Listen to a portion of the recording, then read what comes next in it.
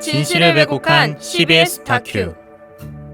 최근 한국 기독교를 대표하는 방송국 CBS에서 총 8부작으로 된 관찰보고서 신천지에 빠진 사람들을 제작하여 4주간의 방영이 시작되었습니다.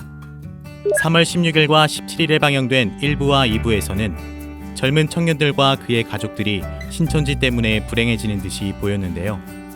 그러나 방영된 영상 여러 곳에서 개종교육이 본인의 의지가 아닌 강압적 분위기에서 진행된다는 사실이 드러났고, 강제개종 교육을 정당화하기 위한 짜깁기 편집이 증명되어 시청자들에게 신뢰를 잃게 되었습니다. 방송심의에 관한 규정을 살펴보면 방송은 제작기술 또는 편집기술 등을 이용하는 방법으로 대립되고 있는 사안에 대해 특정인이나 특정 단체에 유리하게 하거나 사실을 오인하게 해서는 아니 된다고 기술되어 있습니다. 이어 방영된 3부 중독에서는 어떤 내용을 다루고 있는지 살펴보겠습니다. 3월 23일에 방영된 3부 중독에서는 신천지 신앙을 하는 사람들이 잘못된 비유풀이로 빠져든다고 하는데 사실인가요? 강제개종 목자 신씨가 신천지는 잘못된 비유풀이를 한다고 했는데요. 이들의 주장하는 내용을 먼저 들어볼까요? 그럼 사람들이 무엇 때문에 이렇게 빠져드는가 하면 신천지 같은 경우는 다른 게 없습니다. 오직 교리예요, 교리. 신천지는 오직 성경 공부 요거 하나 때문에 가는 겁니다. 가장 치명적인 중독성이 있는 교리가 뭐냐? 말씀의 짝교리입니다. 말씀의 짝, 비유풀이라고 그러죠, 흔히. 비유풀이. 천지 만물 창조가 아니에요. 신천지는 천지에 대한 비유가 결국 신천지 출현을 정당화하기 위해서, 그게 마치 성경적인 것 같이 미혹하기 위해서 비유풀이를 가지고 성경을 완전히 다 왜곡시켜버려요. 신 씨가 주장하는 것은 창세기 1장이 육적인 창조라는 내용인데요. 네, 먼저 성경은 육적인 것과 영적인 것을 구분하여 깨달아야 합니다. 창세기 1장을 육적인 창조로만 본다면 이치적으로 맞지 않는 부분이 참 많습니다. 창세기 1장을 살펴보면 첫째 날 빛을 창조하시고 넷째 날 해달별을 창조하게 되는데요. 넷째 날에 해달별을 창조한다면 첫째 날 빛은 무엇일까요? 빛이 해라면 하늘의 해가 두 개가 되는데, 자연의 이치만 알아도 육적인 창조가 아닌 육적 창조를 빙자한 영적 창조라는 사실을 알 수 있습니다. 정말 육적인 창조로 본다면 이치적으로 맞지 않는 부분들이 너무 많네요. 질문이 있는데요. 그렇다면 신천지에서는 하나님께서 육적인 천지를 창조하신 분이심을 믿지 않는 건가요? 좋은 질문이네요. 신천지에서는 하나님의 육적 천지 창조를 부정하지 않습니다.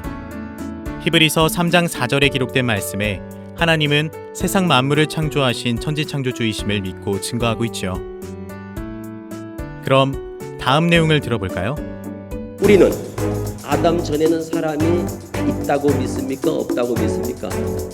없죠, 당연히. 왜? 아담이 첫사람이니까. 아담을 첫사람이라고 그러니까. 하나님이 제일 먼저 창조한 사람이 아담이죠. 네, 저도 아담이 인류의 육적 첫사람이라 아담 전에는 사람이 살지 않았다고 알고 있어요. 아담 전에 사람이 살았다는 사실은 성경을 통해 충분히 알 수 있습니다. 창세기 4장 13절에서 17절을 보면 아담의 장남 가인이 아벨을 죽이는 죄를 저지름으로 자기를 죽일까 하여 두려워한 사람들도 있으며, 가인과 결혼한 여자도 있습니다.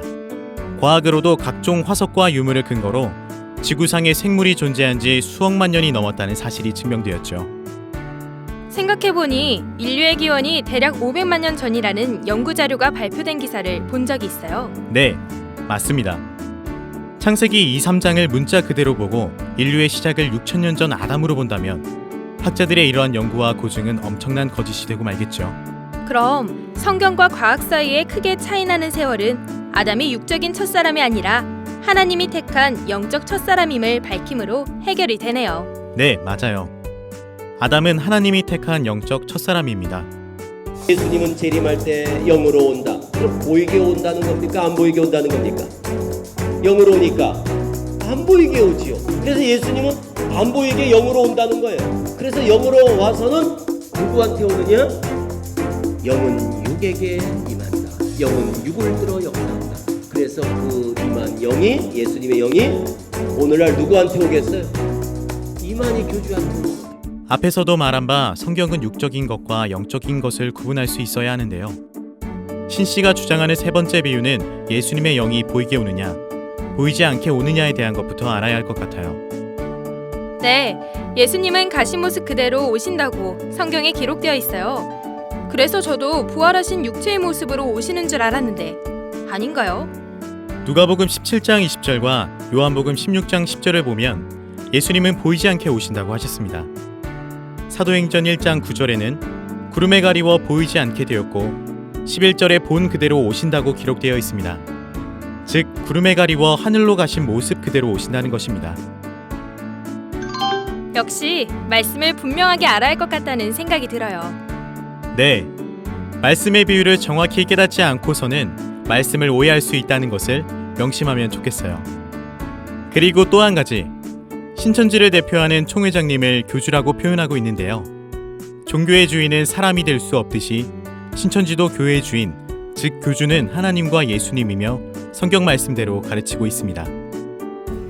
말씀으로 근거를 삼아서 이야기해 주시니 CBS에서 방영 중인 다큐 신천지에 빠진 사람들이 근거 없는 내용을 방영하고 있다는 것을 알겠어요.